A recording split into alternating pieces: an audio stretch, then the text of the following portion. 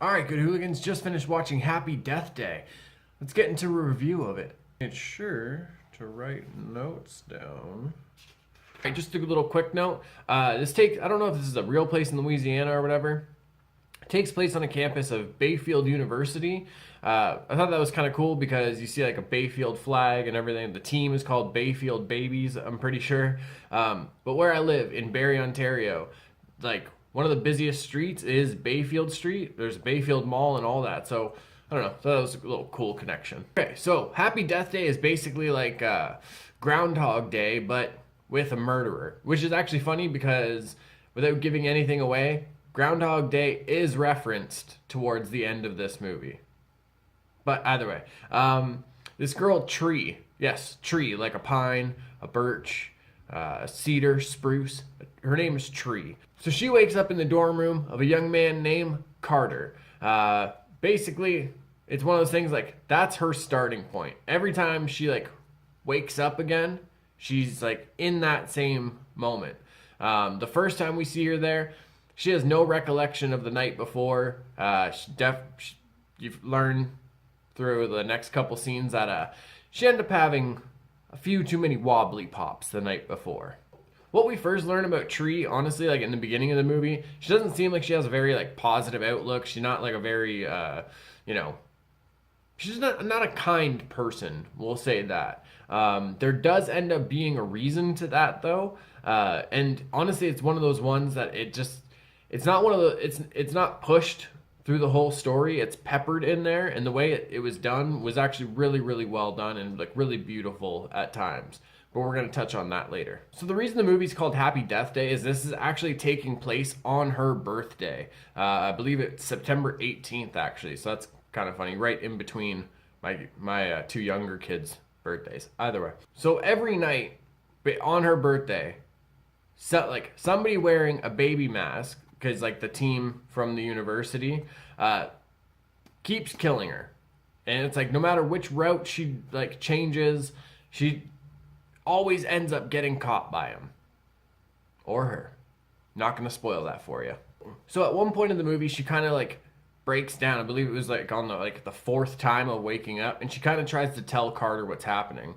He comes up with the idea, it's basically you have unlimited lives, so keep dying if you have to like figure out who's doing this to you. So she keeps having to go. Doesn't matter what route she takes. Certain decisions she knows like she makes, and she realizes I still have to die or else this change will be permanent.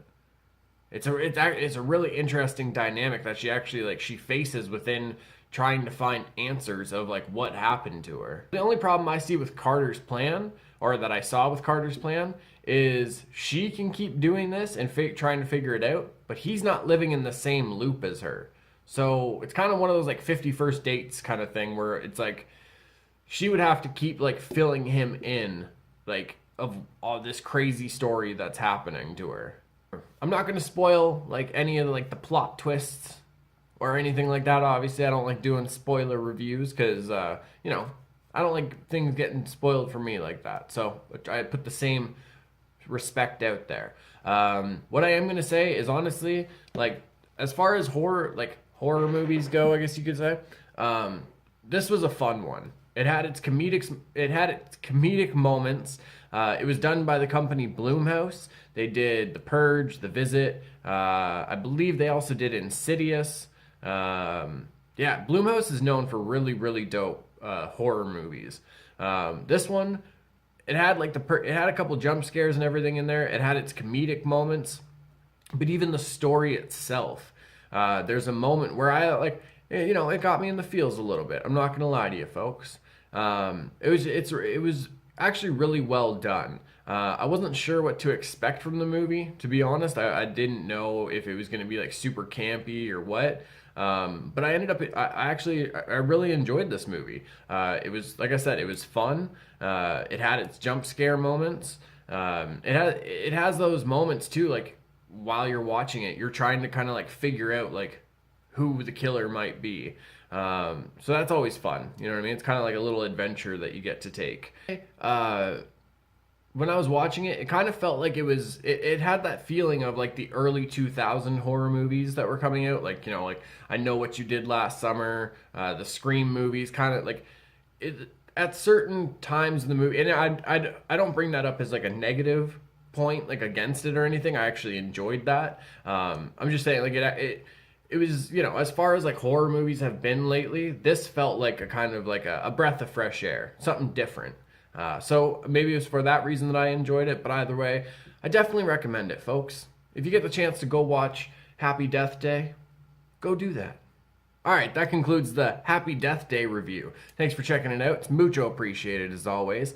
Now, if you want more content about like this movie and everything, and you enjoyed the VR content that I did last month and a little bit through this month, the $5 patrons, patreon.com/churchjuvie.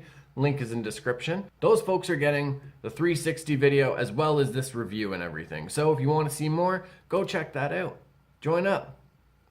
Patreon.com/churchjuvie. Thank you for checking out the review. Subscribe, like, comment below, all that good stuff.